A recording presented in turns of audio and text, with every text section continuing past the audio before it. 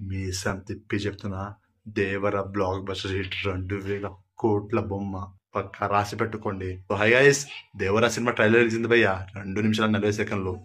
Trailer కాదు భయ్యా, pure goose bumps. ఒక్కొక్క ఎలివేషన్స్, ఒక్కొక్క డైమండ్. ముందుగా ప్రకాష్ రాజ్ గారి వాయిస్ డబ్బింగ్ తో స్టార్ట్ అవుతుంది భయ్యా trailer. So Saif Ali Khan entry ఉంటది. దేవరా సైఫ్ అలీ ఖాన్ ఇద్దరు ఫ్రెండ్స్ అనుకుంటా. దేవరిని చంపడానికి సైఫ్ అలీ ఖాన్ అయితే ప్రయత్నిస్తాడు. తర్వాత ఏం జరిగింది ఏంటది స్టోరీ ఉండబోతుంది. అయితే దేవరాకి కొడుకుగా ఇంకో ఎన్టీఆర్, డ్యూయల్ రోల్ అని చెప్పొచ్చు మనం. తండ్రి కొడుకులుగా పొడుగున రెంగు జుట్టు ఉన్నది senior NTR.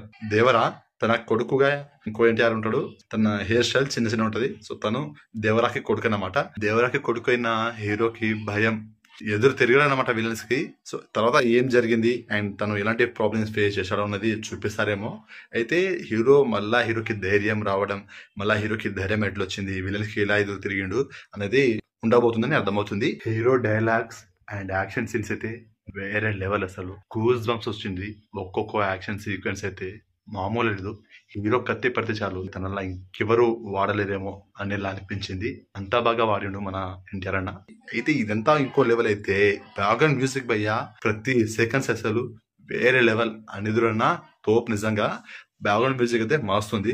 And heroine Janhvi Kapoor కూడా కనిపిస్తుంది భయ్యా. తన గ్లామర్ కూడా చాలా బాగుంటది. జాన్వీ కపూర్ లుక్ కూడా బాగుంది.